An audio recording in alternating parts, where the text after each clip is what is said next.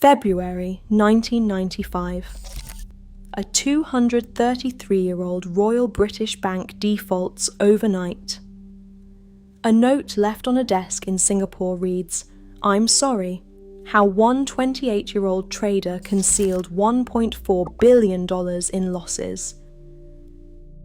In July 1989, Barings Bank hired 22-year-old Nick Leeson as a back-office settlements clerk in London. He was not an elite university graduate, but a working-class youth from Watford with a talent for clearing complex paper trails. Recognising his drive, the bank transferred Leeson to Singapore in April 1992 to manage its new derivatives operations. By June 1993, he secured a promotion to General Manager of Barings Futures Singapore. With this new title came an extraordinary unchecked structural flaw. Leeson was granted sole authority over both floor trading and back-office settlements. This arrangement eliminated the essential separation between those who risk capital and those who balance the books. The individual placing the bets was now the same person confirming the accounts. Back in London, executive management asked no questions because the reported returns were flawless. Throughout 1993, Leeson's desk generated £10 million in profit, accounting for 10% of Barings' total global earnings that year. The firm rewarded him with a £130,000 bonus. Blinded by the massive influx of cash, senior executives viewed Leeson's arbitrage strategy as entirely foolproof. Instead of auditing his operations, they celebrated his performance, leaving their star performer to operate completely unmonitored on the Singapore floor. This lack of monitoring stemmed from a fatal structural choice. In Singapore, Barings bypassed the most fundamental rule of banking: never let the person who places the bets also balance the books. Leeson ran the trading desk on the exchange floor while simultaneously managing the back-office settlements department. If he made a loss, there was no independent clerk to catch it. He possessed the sole authority to write his own ledger, verify his own trades, and approve his own funding requests. This structural vulnerability did not go unnoticed.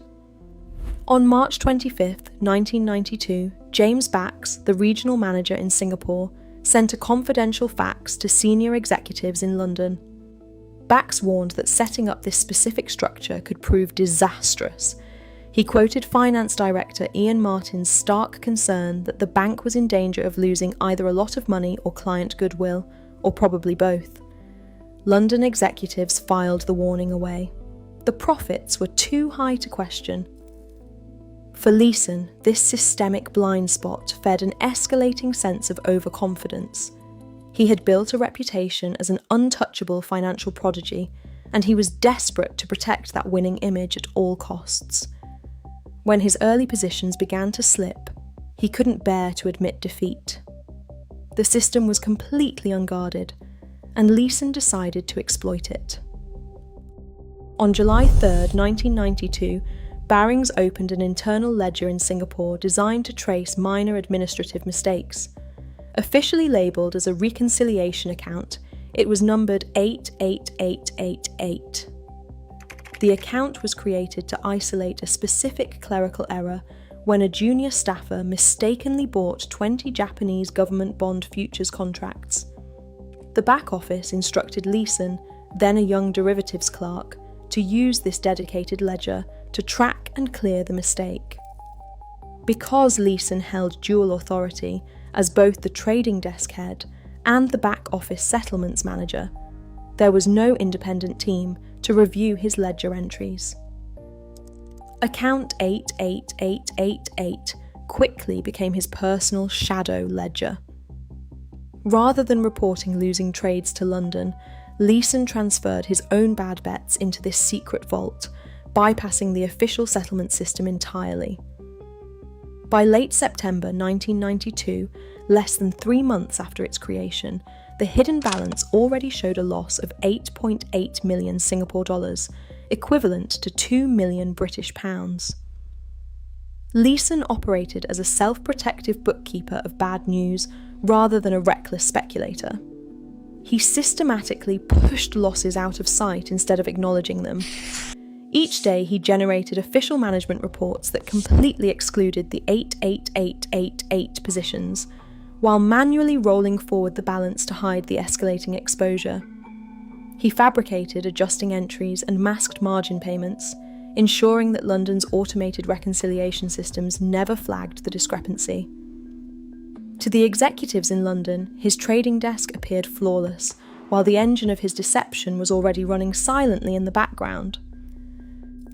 To claw his way out of the mounting deficit, Leeson turned to the high-stakes arena of Nikkei 225 futures. In the mid-90s, a single contract represented 100 yen multiplied by the index level. Because of the nature of derivatives, Leeson did not need to pay the full value up front. With a margin requirement of just 5%, he could control a massive 2 billion yen market position with only 98 million yen of actual cash. This amplified exposure was a double-edged sword.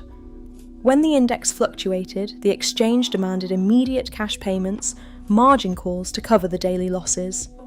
In any standard bank, these margin calls would have instantly exposed the losses to senior management. But because Leeson controlled the back office, he bypassed the reconciliation process, requesting millions from London under the pretense of funding client accounts. As the market continued to slide, Leeson's psychology morphed from simple concealment to a desperate escalation of commitment. He adopted a classic Martingale strategy, doubling down. With every drop in the index, he bought twice as many contracts at the lower price, convinced that a minor market rebound would instantly wipe his slate clean. This compounding gamble bought him temporary survival, but at a devastating cost. He was no longer hiding minor administrative errors. He was tying the fate of Britain's oldest merchant bank to an exponential pyramid of unhedged debt, waiting for a single market tremor to detonate the entire structure. At 5:46 in the morning on January 17, 1995, a magnitude 6.9 earthquake struck Kobe, Japan. The physical destruction was catastrophic, and the financial shockwave was immediate. The Nikkei 225 index plummeted, instantly shattering Leeson's bet on a stable market. As his long positions hemorrhaged value, Leeson panicked. Rather than cutting his losses, he doubled down, buying thousands more contracts in a desperate bid to force the market back up. It failed. The Osaka and Singapore exchanges demanded immediate cash to cover the mounting deficit. Daily margin calls exploded. Leeson fabricated funding requests, draining London's reserves of hundreds of millions of dollars. By February, the hidden deficit in account 88888 swelled to £827 million. Denial had collided with pure arithmetic.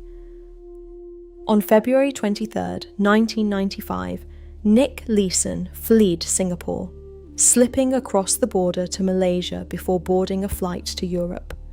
Behind him, the phantom profits vanished, leaving a cash deficit that paralysed Britain's oldest merchant bank. The global manhunt ended on March 2nd at Frankfurt Airport. German border police boarded a Royal Brunei Airlines flight and detained Leeson on the tarmac.